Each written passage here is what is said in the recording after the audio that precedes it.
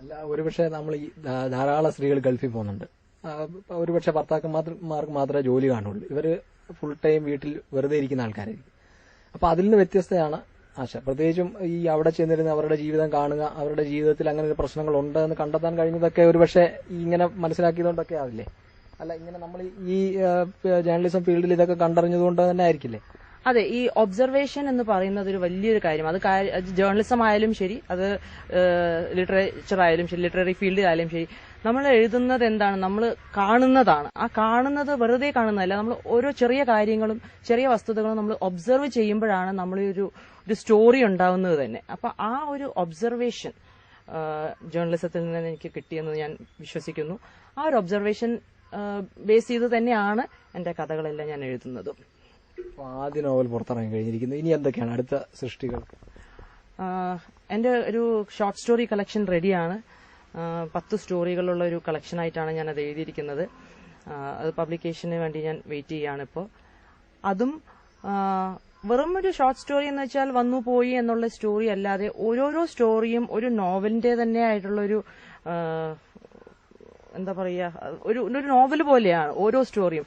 അതില് പല കാര്യങ്ങളും നമ്മൾ തന്നെ അറിയുന്നു. നമ്മളത് വായിക്കുമ്പോൾ നമ്മൾ സ്വയം ചോദിക്കുന്നു, നമ്മൾ ജീവിതത്തോട് എന്തൊക്കെ ആവശ്യപ്പെടുന്നു, നമ്മൾ ജീവിതത്തിൽ നിന്ന് എന്തെല്ലാം നേടുന്നു എന്നുള്ള പല കാര്യങ്ങൾ ആ സ്റ്റോറികളിലൂടെ തന്നെ നമ്മൾ അറിയാൻ സാധിക്കുന്നു.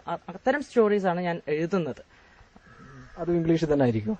അതും ഇംഗ്ലീഷിലാണ് എഴുതാൻ എനിക്ക് കുറച്ചുകൂടെ സുഖം. അതുകൊണ്ട് ഞാൻ ഇംഗ്ലീഷിൽ തന്നെയാണ് എഴുതുന്നത്.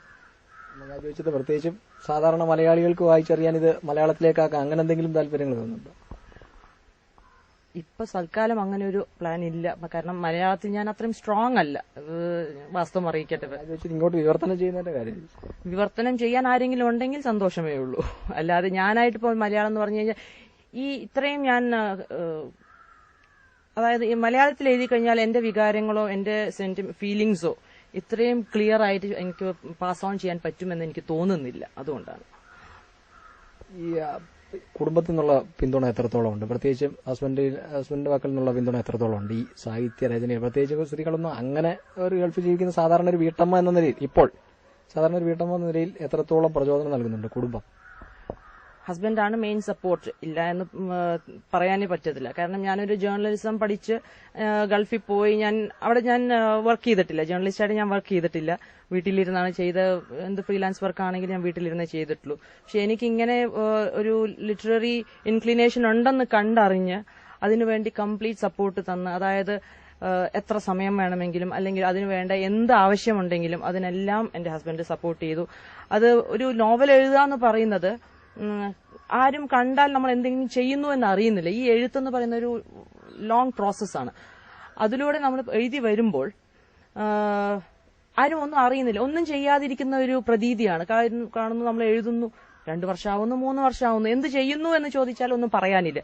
അതിന്റെ അവസാനത്തിലാണ് നമുക്ക് അറിയുന്നത് ഒരു നോവൽ രൂപം കൊണ്ടു എന്നറിയുന്നത്. അപ്പൊ ആ ഒരു പീരീഡ് മുഴുവൻ വളരെ പേഷ്യന്റായി ഞാൻ എഴുതുന്നുണ്ട്, ഞാൻ എന്തോ ചെയ്യുന്നുണ്ട് എന്ന് മനസ്സിലാക്കി അതിനുള്ള പിന്തുണ കംപ്ലീറ്റ് ആയിട്ട് തന്നത് എന്റെ ഹസ്ബൻഡാണ്. ഈ പ്രവാസി എഴുത്തുകാരുടെ കൂട്ടായ്മയൊക്കെ ഗൾഫിൽ ഒത്തിരിയുണ്ട്, അവർ ധാരാളം പേരുണ്ട്. അപ്പൊ അവരുമായിട്ടുള്ള എന്തെങ്കിലും അങ്ങനെ ഒരു കൂട്ടായ്മയോ അങ്ങനെ എന്തെങ്കിലും ഉണ്ടോ? ഇപ്പോൾ ഞാൻ ഒരു ഗ്രൂപ്പിന്റെയും ഒരു മെമ്പർ അല്ല.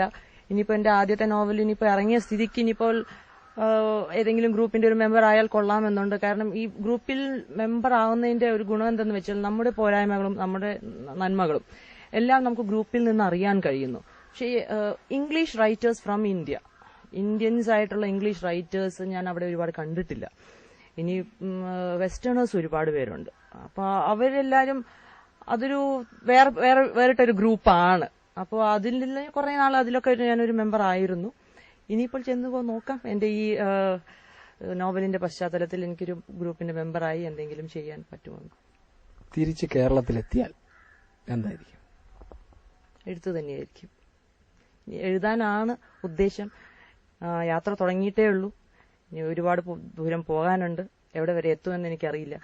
ഈ തിരിച്ചു വരവും ഞങ്ങളുടെ ഗൾഫ് യാത്ര എന്ന് പറയുന്നതുണ്ടല്ലോ, ഒന്നും പറയാൻ പറ്റാത്തൊരു യാത്രയാണ്. ഇന്ന് പോകുന്നു, നാളെ മടങ്ങി വരാം, അല്ല 10 വർഷം കഴിഞ്ഞ് മടങ്ങി വരാം. ഏത് നിലയിൽ മടങ്ങി വരും അതും പറയാൻ പറ്റാത്ത ഒരു യാത്രയാണ് ഈ ഗൾഫ് യാത്ര. ആ യാത്രയിൽ ഇപ്പോൾ ഞാൻ പോയിക്കൊണ്ടിരിക്കുന്നു. തിരിച്ചു വരുമ്പോൾ അന്ന് കാണാം. ഇനിയും ഒരുപാട് കാലം അല്ലെങ്കിൽ ഒരുപാട് സ്ഥലത്ത് സഞ്ചരിക്കാനും ഒരുപാട് പേരുടെ കഷ്ടതകളൊക്കെ കാണാനും അതെല്ലാം വായനക്കാർക്ക് മുമ്പിൽ അവതരിപ്പിക്കാനും ഉള്ള ഭാഗ്യം ജഗദീശൻ തരട്ടെ എന്ന് ആത്മാർത്ഥമായിട്ട് ആശംസിക്കുകയും പ്രാർത്ഥിക്കുകയും ചെയ്യുന്നു. വളരെയധികം നന്ദി പുലർവേളയിൽ പങ്കെടുത്തു.